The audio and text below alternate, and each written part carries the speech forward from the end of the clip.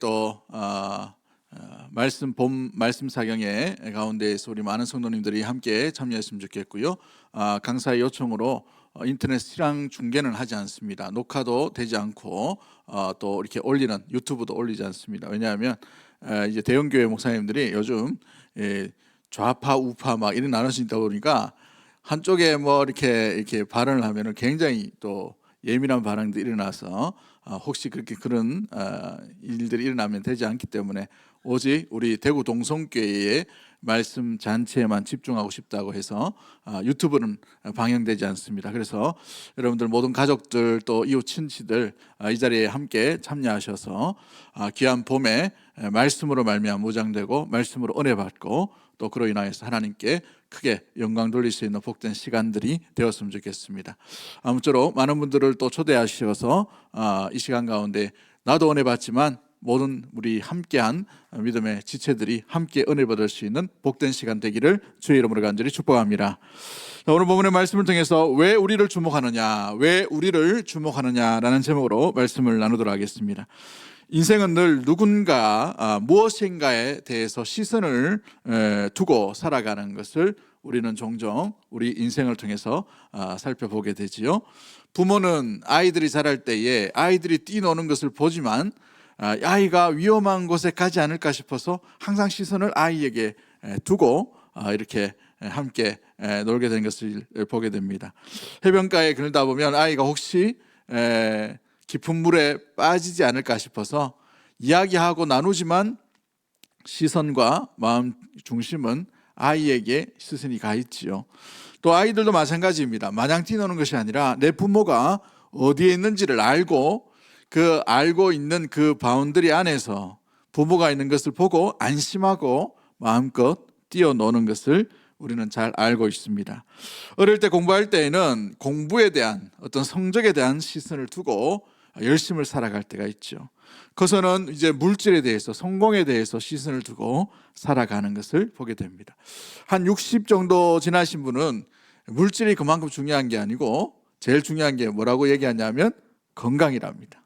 그죠? 많은 분들이 동의하시는 것 같은데 이 건강 때문에 건강하게 좀 지내다가 건강하게 죽었으면 좋겠다라는 건강 염려증, 건강에 시선을 두고 많이 살아가는 것을 우리 일상 가운데서 우리가 또 살펴보게 되죠. 우리나라 사람들이 전 세계에 있어서 약을 제일 많이 먹는 사람 중에 한 사람이랍니다.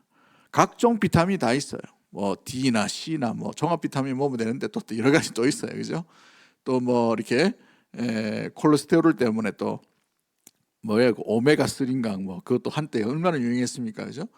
여러 가지 약을 많이 먹기 때문에 이렇게 약이 잘 팔리는 그런 나라 가운데 있어요. 그래서 대부분의 많은 사람들을 보면은 건강 염려증에 있는 것도 또 사실임을 보게 됩니다. 그러나 이것이 건강한 것이고 유익을 주는 대상의 시선이라면 자기 성찰과 자기 성숙과 자기 건강이기 때문에 굉장히 삶에 유익할 수가 있지요. 그런데 그 시선 바라보는 것이 부정적이거나 또 안 좋은 것이라면 그 시선을 빼앗김으로 인하여서 좋지 못한 결과들이 일어남을 우리는 잘 알고 있습니다. 만약 그것이 범죄하는 일에 시선을 둔다면 어떻게 됩니까? 결국은 인생 가운데 마음 가운데 꼬이게 되는 여러 가지 어려움들이 있죠. 남의 재물에 대해서 시선을 둔다라고 생각하면 어떻게 돼요? 결국 자기 것이 아님으로 말미암아 결과는 뻔하게 된 것을 보게 되죠. 또 나라에서 금지한 약물을 또 간직한다. 그것을 시선에 둔다 그러면 어떻게 되겠어요? 그로 인하여서 그의 몸도 육신도 영혼도 또 모든 것이 또 파괴되는 일들이 일어나게 되죠. 그로 인하여서 좋지 못한 것에 시선을 둔다면 참 위험한 일이 우리 일상 가운데 주어지게 된다라는 사실입니다. 여러분은 무엇에 최근 들어서 제일 많이 시선을 두고 있습니까? 제일 많이 마음에 생각을 하고 또 여러분 마음 가운데 계속해서 바라보고 있는 대상은 뭘까요? 32평 아파트입니까? 아니면 뭐 어떤 대상인가요? 물질인가요? 예. 우리 권사님 한 분이 하나님 여기 가는데 귀한 정답을 또 하시는 것 같아요. 나면서부터 다리를 못 쓰던 사람이 베드로와 요한 가운데에서 이 요한을 만남으로 미문 앞에서 놀라운 기적과 같은 일들이 일어나게 되었어요. 40년 만에 벌떡 일어서는 일을 만나게 되었죠. 그로 인하여 10절 말씀에 보면 심히 놀랍게 여기며 놀라워하더라 라고 많은 이들이 깜짝 놀랄 만한 사건을 만나게 되었습니다. 이 예루살렘 이 미문 앞에서의 이 사건을 만나고 난 뒤에 이 놀란 사람 중에 제일 많이 놀란 사람이 누굴까요? 말씀 준비하다 보니까 제일 놀란 사람이 그 기적을 만난 사람이겠더라고요. 왜냐하면 40년 만에 자기가 일어설 가능성이 전혀 없는데 이 사람이 벌떡 일어나니까 자기가 얼마나 놀랐겠습니까? 그죠? 상상해 보세요. 맨날 앉아가지고 맨날 이게 구걸하던 인생인데 갑자기 어떤 두 사람이 와가지고 나사렛 예수 이름으로 명하노니 일어나 걸어라 하니까 손잡고 그냥 벌떡 일어나 버렸어요. 얼떨결에 일어난 거예요. 얼마나 놀랐겠어요. 얼마나. 그 놀란 마음 가운데에서 일어났던 사건들이 11절부터 26절까지 나타나는 이 배경 가운데 있습니다. 이 배경 가운데는 베드로의 두 번째 이 사도행전에 나오는 설교의 내용도 담겨져 있지요. 이 설교의 내용과 또한 이 40년 만에 일어났던 이 사람의 여러 가지 일들을 통해서 오늘 교훈이 주는 내용들은 무엇일까요? 이 사람이 놀람으로 말미암아 오늘 11절 말씀에 보면 이 두 사람을 붙잡았다라고 되어 있어요. 붙잡았다. 이 붙잡았다라는 말은 붙들어 매다라고 되어 있어요. 원어의 의미로 보면 이게 무슨 말이냐면 그냥 붙잡은 게 아니고 이제 살 길과 생명의 길을 만났다라는 것을 알고 확 붙잡는 거예요. 확 붙잡는 거. 완전히 놓치지 않으리라고 두 팔을 꽉 껴안은 것이죠. 왜 이렇게 이 두 사람을 껴안게 되었습니까? 이 40년 만에 이 앉은 자리에서 일어났던 사람이 이 병을 고친 사람, 이것을 나에게 회복시킨 이 기적을 일으킨 대상이 누구라고 생각했기 때문에 꽉 붙들었다고 되어 있어요. 베드로와 요한이었기 때문에 꽉 붙들죠. 그로 인하여서 나타났던 행동이 꽉 붙드는 인생이었어요. 그러나 그 베드로와 요한이 오늘 본문에서 뭐라고 이야기하고 설교의 내용들을 말씀해 주고 있습니까? 오늘 교훈이 주는 이 본문이 주는 교훈은 무엇일까요? 첫 번째 우리가 기억해야 될 것은 12절부터 16절까지 나타난 말씀 가운데 있지만 주목해야 될 분이 따로 있다는 거예요. 베드로의 설교의 내용의 핵심의 첫 번째 내용은 주목할 분은 따로 있다는 것입니다. 오늘 12절 말씀 우리 다 같이 한번 읽어볼까요? 12절 말씀 같이 봅니다. 시작. 베드로가 이것을 보고 백성에게 말하되 이스라엘 사람들아 이 일을 왜 놀랍게 여겼느냐? 우리 개인의 권능과 경건으로 이 사람을 걷게 한 것처럼 왜 우리를 주목하느냐? 여러분 왜 놀라느냐라고 되어 있습니다. 베드로와 요한이 고백하는 것이 이야기하는 것이 무엇이에요? 왜 우리를 주목하느냐? 우리 개인의 권능과 경건으로 이 사람을 일으킨 것이 맞다 아니다? 아니다는 것을 이야기하는 것이죠. 그러므로 우리를 주목할 필요가 있다 없다? 없다는 거예요. 우리를 이와 같은 놀라운 일들 가운데에 이 기적을 일으키신 분이 따로 있으므로 그 따로 있는 그분에게 주목을 해야 되지 왜 우리에게 주목하느냐라고 베드로와 요한이 이야기하고 있지요. 주목해야 될 분이 따로 있다는 것입니다. 16절 말씀을 우리 한번 읽어볼까요? 16절 말씀 같이 봅니다. 시작. 그 이름을 믿음으로 그 이름이 너희가 보고하는 이 사람을 성하게 하였나니 예수로 말미암아 난 믿음이 너희 모든 사람 앞에서 이같이 완전히 낫게 하였느니라. 여러분 무엇이 낫게 했다고 되어 있습니까? 믿음이라고 되어 있어요. 믿음. 누구를 대한 믿음입니까? 예수로 말미암아 난 믿음이라고 되어 있죠. 그렇습니다.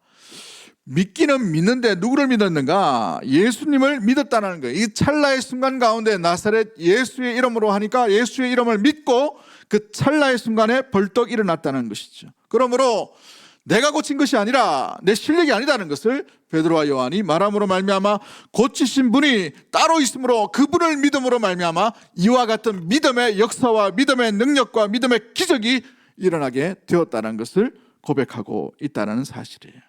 여러분 그렇습니다.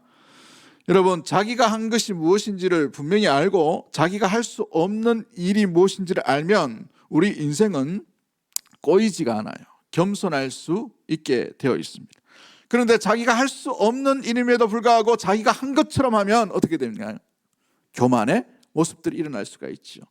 베드로와 요한이 바로 이와 같은 위치 가운데 있을 수가 있었어요. 그러나 그들은 살아계신 주 예수 그리스도를 만난 사람이요, 또 무엇보다도 오순절에 성령이 충만하게 임함으로 말미암아 성령에 충만한 사람은 성령의 사람으로 성령께서 말씀하시는 예수 그리스도를 드러내는 삶, 예수 그리스도를 주목하는 삶으로 온전히 살아가게 되는 줄 믿습니다. 베드로와 요한이 바로 이와 같은 삶을 살아가게 되는 것이죠. 성령 충만의 결론이 뭐냐? 누구를 드러내느냐? 누구를 주목하느냐에 달려 있다는 사실이죠. 우리 장례식에 가니까 어느 장로님, 은퇴 장로님이 그 이야기 하시더라고요. 이렇게 식사 교제하면서, 목사님, 사람이 얼마나 겸손하기 힘든지, 아무것도 없으면서 아무것도 안 가졌는데 왜 이렇게 겸손이 안 되는지 모르겠습니다 라고 얘기하더라고요. 근데 굉장히 솔직한 말이에요. 그게 사실입니다. 사실. 우리는 뭔가 조금만 기댈 것이 있고, 조금만 가지고 있으면, 조금만 지혜가 있으면, 조금만 은사가 있으면 어떻게 돼요? 자기 자신을 드러내려고 합니다. 자기 자신이 주목받기를 원해요. 인생에 사람이 있어서 제일 강력한 이 본능이 뭐냐면 생존 본능입니다. 살아남으려고 하는 본능이죠. 야곱을 보십시오. 생존 본능이 뛰어난 사람이에요. 그렇죠? 그 생존 본능이 뛰어나는데 그 생존 본능 다음에 강력한 본능이 뭐냐면 인정 욕구예요. 인정 욕구. 인정받지 못함으로 말미암아 살인 사건이 나요. 아벨과 가인의 모습을 보십시오. 하나님께 인정받기를 원하는 그 가인의 모습이, 그 열망이, 열정이 잘못됨으로 말미암아 어떻게 되어버립니까? 동생을 죽이는 잘못된 열심으로 이어져 가는 것을 보게 되죠. 이 인정받기를 원하는 욕구, 여러분 얼마나 좋은 찬스입니까? 나사렛 예수 이름으로 명하노니 일어나 걸어라 해버리니까 벌떡 일어났어요. 그것도 이 성전 미문에 40년 동안 맨날 그 앉아있던 그 사람, 유명한 사람이에요. 그래서 많은 사람들이 알아보는 사람이었습니다. 그 사람이 일어나기 때문에 주목받기에 굉장히 좋은 상황 가운데 있지요. 그러나 베드로와 요한은 믿음의 대상이 따로 있었어요. 그로 인하여 그들에게 주목받는 것을 달가워하지 않습니다. 왜 우리를 주목하느냐? 우리가 주목받는 것이 아니라 이 일을 실제로 보이진 않으시지만 살아계시고 역사하시는 그분이 하셨다는 것을 분명히 알고 있었다는 사실이죠.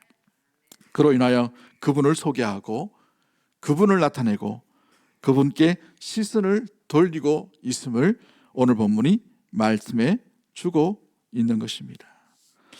예수로 말미암은 그 난 믿음으로 말미암아 이와 같은 기적이 일어나게 되었다라고 이렇게 말하고 있죠. 여러분, 믿음은 자기 자신의 여러 가지의 믿음의 모습들이 있을 수가 있어요. 나는 저 사람 믿어. 나는 물질을 믿어. 딴 건 몰라도 나는 통장은 믿는다. 이런 사람도 있어요. 나는 다른 사람 몰라도 저 사람은 믿어. 법 없이도 살 사람이야. 여러분, 세상에 어떤 것도 믿지 마십시오. 주목의 대상으로 삼으면 안 돼요. 우리 믿음의 사람들이라조차도 사람은 믿음의 대상이 아니에요. 목사도 믿지 마십시오. 목사 뭘 믿고 믿는지. 여러분, 우리 교회 안에서의 주목의 대상은 딱 한 분밖에 없어요. 그 한 분이 누구셔요? 예수 그리스도인 줄 믿습니다. 목사를 자꾸 주목하다 보니 목사만 자꾸 바라봐요. 응? 목사만 자꾸 칭찬해. 칭찬만 하면 되는데 목사도 욕해. 그죠? 목사에 대해서 자꾸 시선을 가져. 이게 아니에요. 신앙생활은 하나님을 바라보셔야 됩니다. 어느 내가 좋아하는 사람이 있어요. 그 좋아하는 사람이 너무 좋아요. 좋다 보니 그 사람만 보여요. 여러분, 그 사람 안에 계신 우리 주 예수 그리스도를 보셔야지 그 사람을 보면 안 됩니다. 어느 교회는 새가족 최고 지상 최고주의 뭐 이렇게 살아가는 교회도 있더라고요. 여러분, 새가족이 우상이 되면 안 돼요. 헌가족도 우상되면 안 됩니다. 우리의 믿음의 대상은 누구라야 됩니까? 예수님이셔야 돼요. 믿음의 주요 온전케 하신 분은 오직 예수 그리스도 한 분밖에 없는 줄 믿습니다. 교회 안에서 우리가 신앙생활 하다 보니 사람을 자꾸 주목해요. 돈이 많은 사람. 요즘 보니까 뭐 이렇게 사회 가운데에서 제일 인정받는 사람이 누구냐 하니까 첫 번째도 잘생긴 사람, 두 번째도 잘생긴 사람, 세 번째도 잘생긴 사람. 잘생긴 사람, 예쁜 사람이래. 저는 참 감사하게도 대충 생겨서 얼마나 감사한지. 그죠? 쳐다볼 얼굴도 안 됩니다, 이게. 눈은 쪽지져가지고. 얼마나 감사한지요. 여러분, 우리가 자칫 잘못하면 뭔가 많은 사람의 귀를 기울일 수 있어요. 저 사람은 영향력이 크기 때문에 저 사람이 있죠. 저 사람은 돈이 많기 때문에 저 사람을 주목할 수 있어요. 저 사람은 뭔가 똑똑해, 이성적이야, 논리가 있어. 저 사람을 의지할 때가 있어요. 저 사람은 오래 신앙생활을 했기 때문에 저 사람 신뢰할 수 있어. 아닙니다. 누구나 다 뒤안길로 보면 연약한 부분이 엄청나게 많은 사람이에요. 그러므로 우리는 주목해야 할 대상이 완전하시고 완벽하신 율법의 요구를 다 이루 나가신 우리 주 예수 그리스도만 바라보고 주목할 수 있는 우리 대구동성의 모든 가족들이 되기를 주의 이름으로 간절히 축복합니다. 그럴 때야만 비로소 우리는 제대로 걸어가게 되는 거예요. 이 험악한 시대에, 이 종교 후기, 기독교 후기 사회라고 말할 수 있는 이 어려운 시대에, 여러분, 이 시대 가운데 우리가 길을 잃지 않으려면 나침반 되시고 우리에게 방향을 지시하시고 우리에게 생명길로 인도해 주신 믿음의 주여이신 예수 그리스도만 주목할 수 있는 우리 믿음의 모든 가족들이 되기를 주의 이름으로 간절히 축복합니다. 성령의 충만은 딱 한 곳만 가르쳐요. 예수님만 가르치신다는 거예요. 성령의 충만함으로 말미암아 주님만 주목할 수 있는 우리 믿음의 모든 가족들이 되기를 주의 이름으로 간절히 축복합니다. 오늘 본문 가운데에서 나타났던 이 믿음은 두 가지의 믿음이 나타나고 있어요. 첫 번째는 베드로와 요한이 승천하신 그 예수님을 잊지 아니하고 끝까지 믿는 믿음 가운데에서 나사렛 예수 그리스도의 이름으로 명하노니 일어나 걸으라 라고 말할 수 있었어요. 여러분, 아무나 이야기할 수 있는 것이 아니에요. 우리가 기도하는데 예수님을 신뢰하지 않고 기도할 가능성도 있기 때문에 그렇습니다. 온전한 믿음, 성령이 충만할 때 우리는 예수님을 온전히 믿고 신뢰할 수 있게 되는 줄 믿습니다. 그런 성령의 충만한 가운데 있을 때에 베드로와 요한이 은과 금은 내게 없거니와 내게 있는 것으로 내게 주노니 나사렛 예수 이름으로 일어나 걸으라고 말하는 거예요. 일어나도 좋고 안 일어나도 좋은 그런 상황이었어요. 왜냐하면 40년 동안 여러 의사들이 안 고쳤겠습니까? 진찰을 안 했겠어요? 이런 방법 저런 방법 안 해봤겠습니까? 아무도 성공한 사람이 없어요. 이 성전 미문에 유명한 이 사람이 앉아있다는 것은 아직 고침을 받지 못했다는 증거이죠. 그러기에 나사렛 예수 이름으로 일어나 걸으라 해도 안 일어나도 그만인 거예요. 그러나 베드로와 요한은 다른 것은 없었지만 나사렛 예수를 믿는 믿음이 있었기 때문에 그 믿음으로 말미암아 이와 같은 선포와 기도를 할 수 있게 된 줄 믿습니다. 이것이 바로 베드로와 요한의 확실한 믿음 가운데 있는 담대한 선포인 것이죠. 두 번째는 이 믿음이 다리를 못 쓰는 이 40년 된 장애인에게도 나타났다는 사실이에요. 이 사람을 보면 어찌 보면 예수님의 이름을 잘 모르는 사람일 수도 있어요. 소문만 들은 사람일 수도 있습니다. 잠깐 스쳐갔던 사람일 수 있어요. 대단한 믿음이 발견되지 않은 사람일 수도 있습니다. 그러나 분명한 것은 지금 이 찰나의 순간 가운데에 베드로와 요한이 선포하고 있는 나사렛 예수의 이름으로 일어나 걸으라는 그 말씀을 믿었다는 사실이에요. 할렐루야. 그 찰나의 믿음이 있었다는 사실이죠. 우리 예수님께서 제자들을 가르치실 때에 믿음에 대한 이야기를 굉장히 많이 하신 것을 보게 됩니다. 왜 믿음이 없느냐? 믿음이 적은 자들아, 내가 너희와 얼마나 오래 있어야 되리냐? 이런 믿음에 관한 것을 많이 이야기하시면서 믿음에 대한 설명을 이야기하실 때에 비유로 겨자씨만한 믿음이 있더라도 저 산을 저 바다에 던지오려 하면 그리 될 것이다 라고 말하고 있습니다.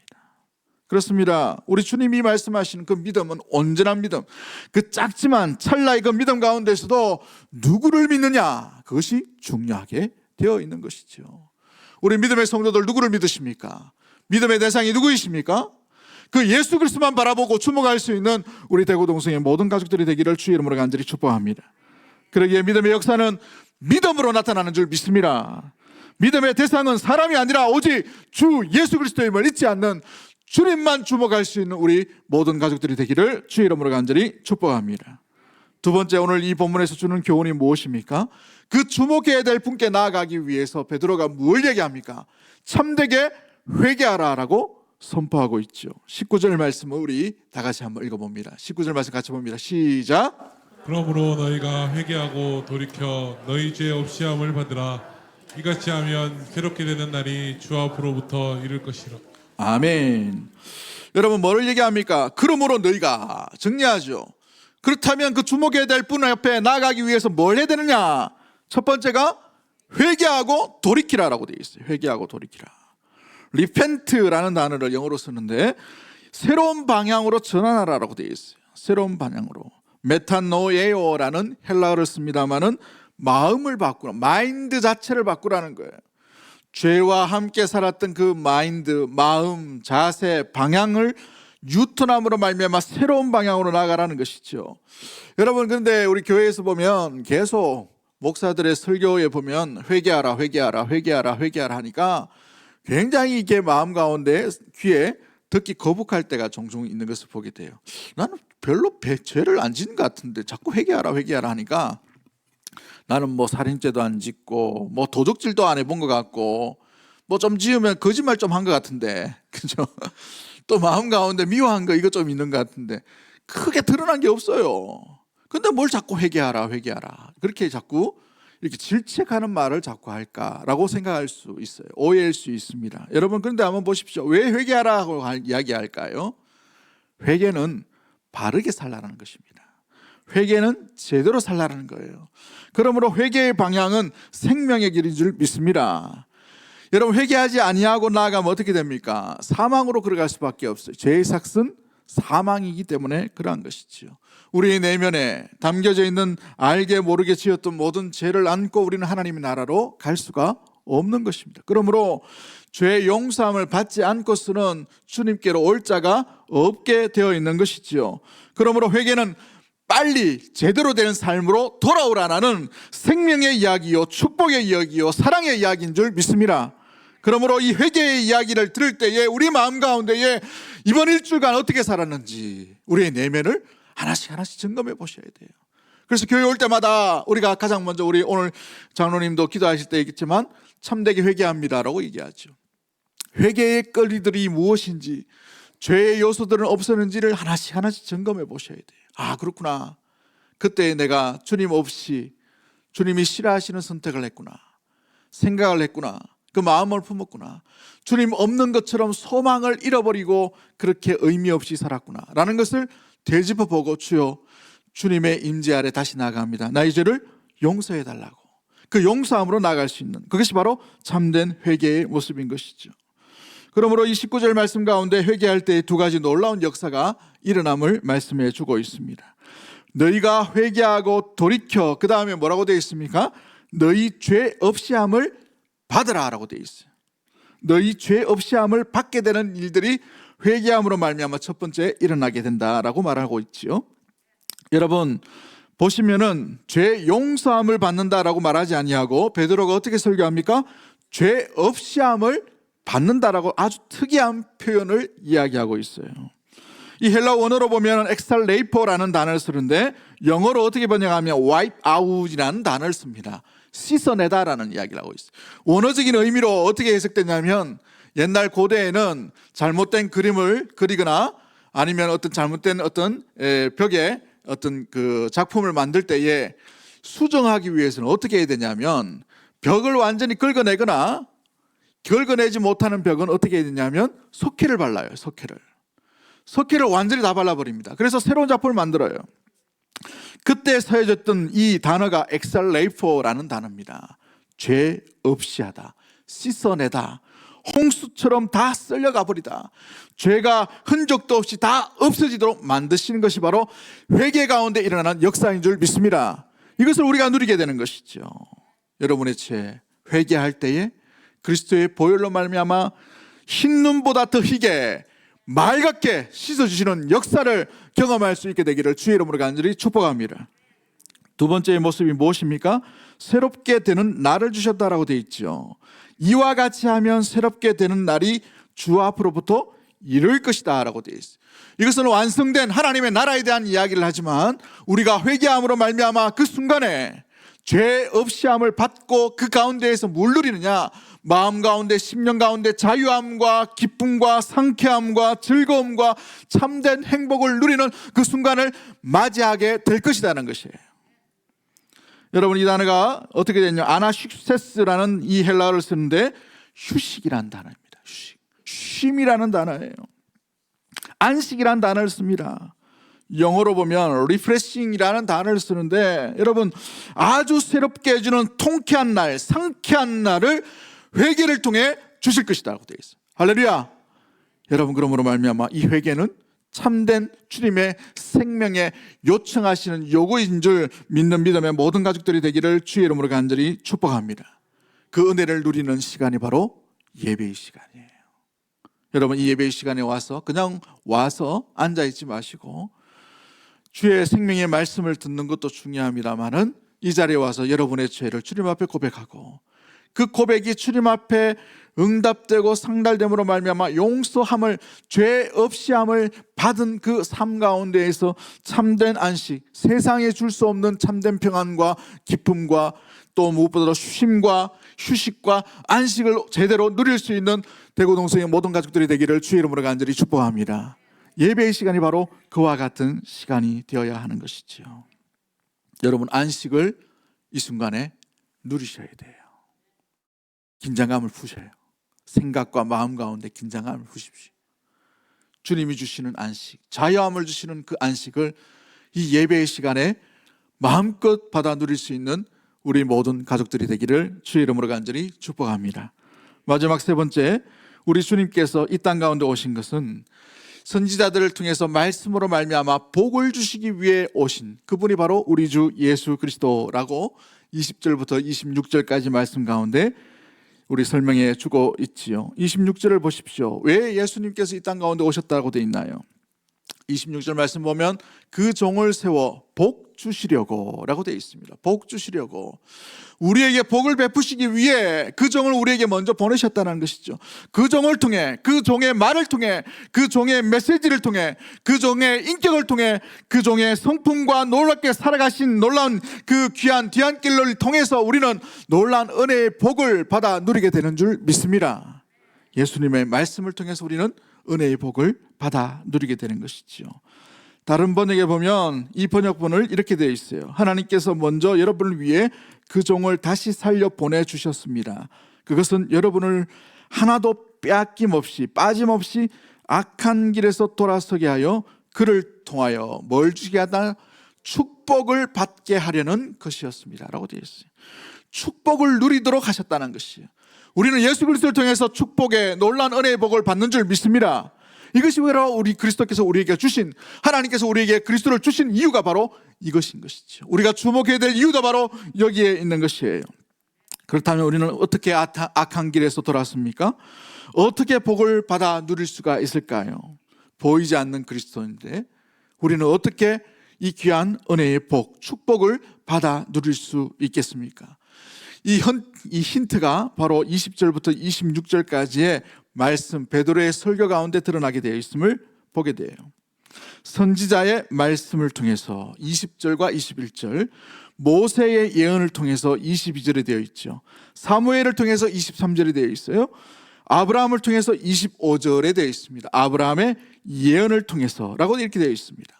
종합해 보면 뭘 통해서 우리에게 이 약속의 복을 주신다라고 되어 있습니까? 말씀이에요. 말씀을 통해 우리에게 하나님의 놀라운 이 엄청난 복을 주시는 줄 믿습니다. 그러므로 우리 예수 그리스도께서 이 땅 가운데 오신 이유, 오실 때 어떻게 오셨어요? 말씀으로 이 땅 가운데 오신 줄 믿습니다. 요한복음 1장 14절 말씀에 말씀이 육신이 되어 우리 가운데 거하심에 우리가 그의 영광을 보니 아버지의 독생자의 영광이요 은혜와 진리가 충만하더라 라고 말씀하시죠. 말씀이 육신이 되어 오신 분이 우리 예수 그리스도, 우리 우리가 주목해야 될 우리 주 예수 그리스도 하나님의 아들이신 그분인 줄 믿습니다. 오늘날 이 세상을 한번 보십시오. 말씀을 떠난 사람들, 인간의 모습들은 이 귀한 아름다운 이 에덴 동산 가운데에서 말씀을 잊어버릴 때, 말씀을 떠날 때에 그들은 더 이상 에덴에서 살 수 없는 추방을 당하는 것을 보게 돼요. 낙원을 빼앗겨 버렸다는 겁니다. 여러분, 이 하나님의 나라 가운데 말씀을 빼앗겨 버린 심령들 가운데 인간들이 자기의 이성과 자기의 실력과 자기의 경험대로 자기의 기술대로 온전히 아름다운 유토피아를 이루어 나간다라고 생각할 수 있겠지만 그렇지가 않아요. 왜? 기술이 발달함에도 불구하고 사회가 이렇게 아름답게 건강하게 보장되어 있음에도 불구하고 개개인의 내면은 이렇게 무너지고 있습니까? 폴 케네디라는 예일대 역사 교수가 EBS 우리 방송 채널 있죠? 거기에 위대한 수업이라는 곳에서 강연을 한 적이 있어요. 그 강연에 어떻게 이렇게 얘기하냐면 미래는 인구 문제와 환경 문제와 기술 문제로 고통을 당할 것입니다 라고 얘기했어요. 단정적으로 그렇게 얘기하는 것을 보게 돼요. 이렇게 사회가 보장되고 발전하고 기술이 굉장히 이 진보한 이런 놀라운 이 시대 가운데 오히려 인구 문제 때문에, 환경 문제 때문에, 기술의 문제, 기술이 발달하는데 오히려 기술이 문제가 생긴다는 거예요. 그로 인하여서 고통당하는 세상이 될 것이다라고 얘기합니다. 인간의 내면과 정신적인 부분은 점점 더 어린아이와 같아집니다. 공허해져요. 수도권의 어느 지역에는 지역 심리 상담소에 수많은 사람들이 몰려온다고 합니다. 자원봉사자들이, 이 심리 상담자들이 감당할 수 없을 정도로 상담받기 위해 온 사람들이 줄을 쓴다고 해요. 그런데 이 상담사들이 차마 듣지 못할 정도의 참담한 이야기들이 그들 입에서 막 들려온다는 거예요. 그로 인하여서 상담사들이 오히려 자기 스승에게 상담을 받아야 되는 정도의 고충을 받고 있다라고 얘기합니다. 말씀이 없는 시대 가운데 현상이 바로 이와 같은 거예요. 각자 자기의 소견에 옳은 대로 행하다 보니 그 가운데 말씀이 없음으로 말미암아, 공허함으로 말미암아 엉뚱한 것을 붙잡는 거예요. 엉뚱한 집착이 일어납니다.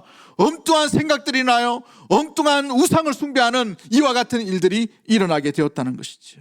호세아 선지자는 이와 같은 일들을 이미 수백 년 전에 예언하고 이렇게 이야기합니다. 호세아서 4장 6절 말씀에 내 백성이 지식이 없으므로 망하는도다. 무엇이 없으므로요? 지식이 없으므로. 어떤 지식을 얘기합니까?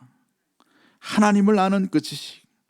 하나님을 아는 그 지식을 알지 못함으로 말미암아 망하게 되었다는 것이에요. 여러분, 그러기에 하나님의 말씀을 복으로 받으셔야 됩니다. 하나님의 말씀을 거북하게 생각하지 마십시오. 부담스럽게 생각하지 마십시오. 짐으로 생각하지 마세요. 하나님의 말씀은 지도와 같다는 사실을 잊지 않는 우리 믿음의 모든 가족들이 되기를 주의 이름으로 간절히 축복합니다. 처방전과 같은 것이 바로 말씀인 거예요.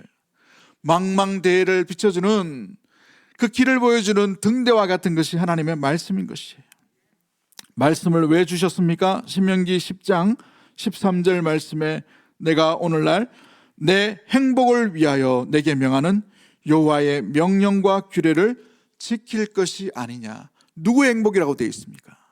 너의 행복이라고 되어 있어요. 구체적으로 여러분의 행복을 위해 우리는 뭘 지켜야 된다는 말입니까?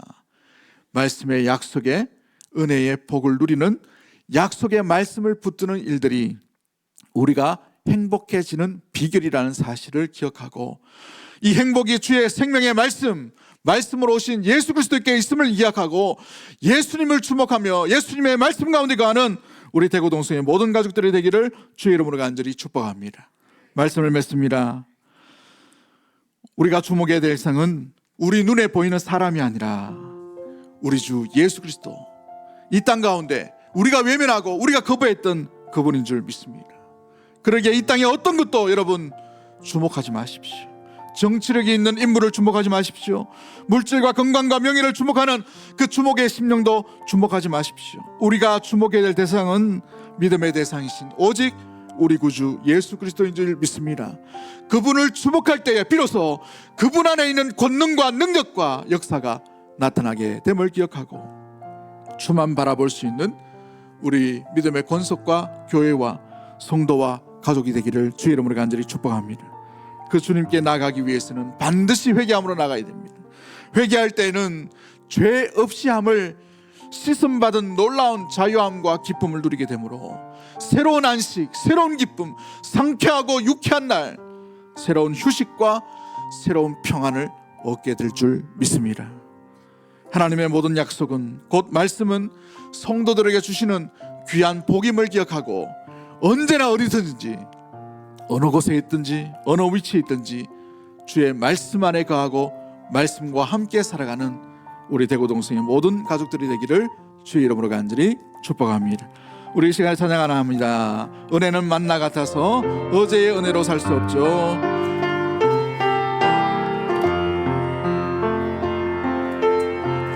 은혜를 만나 같아서 어제의 은혜로 살 순 없죠.